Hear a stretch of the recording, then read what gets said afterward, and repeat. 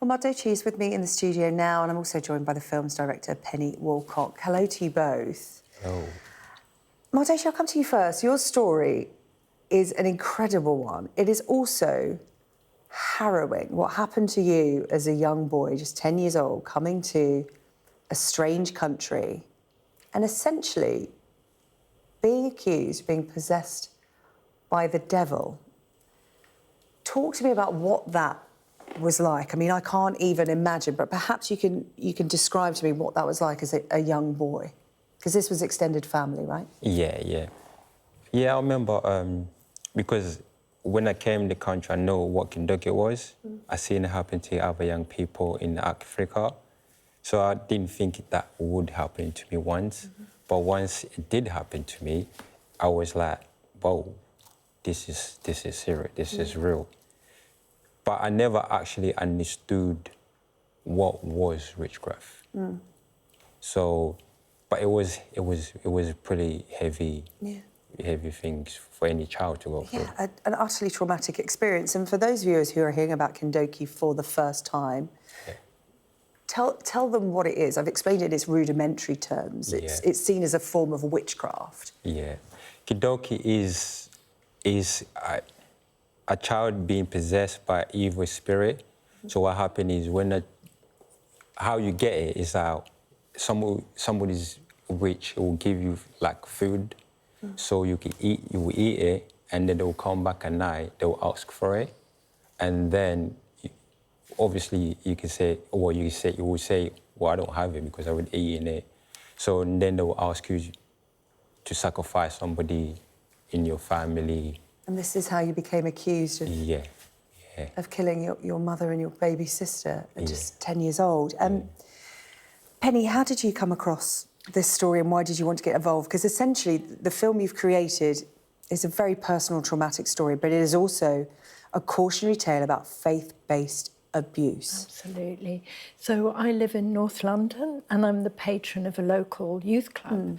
And I knew that Mardoche, what had happened to him as a child, and the youth worker, Steve, approached me and said Mardoche wanted to have a film made that would help other children who are suffering the same thing, because there's over 2,000 of these cases in the UK reported every year. Every year? And this is something that people don't talk about. So the real because it's kept very much in those communities. Very much. It's a taboo subject, so the real figure must be much, much higher.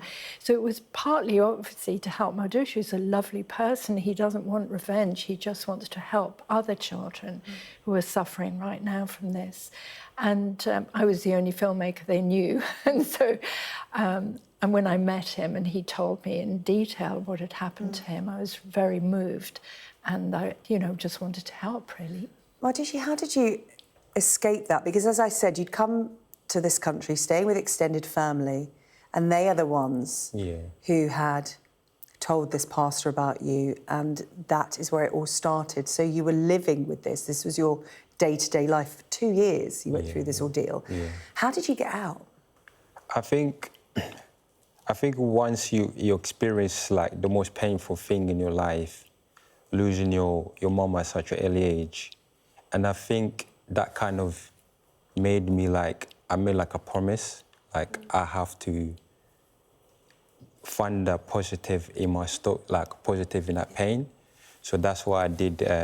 That's kept me going, because I made a promise to her, I'll do the best I can in my life. You would get out of that situation. It's just, sorry to interrupt, but important that Mardoche was 4 days' journey away from Kinshasa when his mother died. What they were saying was that he had flown there on a peanut shell, and that's how she had died. So he had no connection to her. He wasn't even in the same city at the time. And this was retrospective. He was being blamed for poverty, for dental problems, or anything bad that was happening in the family was pinned on you, wasn't it? This film was released back in February on the 25th anniversary of the death of Victoria Clumbier. Again, a young girl from North London, a victim of faith-based abuse, and there was a real national conversation. And people remember her name. But it was 25 years ago, and as you've just said here, 2,000 of these horrendous abuses are reported every year. As you said, this goes under the radar. It's within communities held by churches. How can we restart the conversation? Because it is so difficult because it happens behind closed doors, and it takes brave people like Mardoche to come forward and people like you, Penny, to tell those stories. Well, I think what we're hoping is that the film will raise awareness because teachers get taught at the beginning of every school year about sexual abuse or physical abuse, what to look out for. But this is something that nobody really knows about. And so we're hoping that teachers and social workers and police will become more aware. And also that perhaps, Mardoche always said if he could have watched something like that as a child, it would have really helped Because presumably you didn't understand this was very much part of your culture, because where you come from, the Democratic Republic of Congo, you knew about witchcraft. It was, you're 10. How are you to know any different if you've grown up thinking that this is real? It's strange because you're going through, like, you're all confused and it's hard because and plus you don't have anyone to talk to. Yeah, of course. And it was difficult period for me, and How are you doing now? I'm good. Yeah. I'm good now. That's really good to hear. Well, listen, it's an important piece of work. Penny, where can people watch it?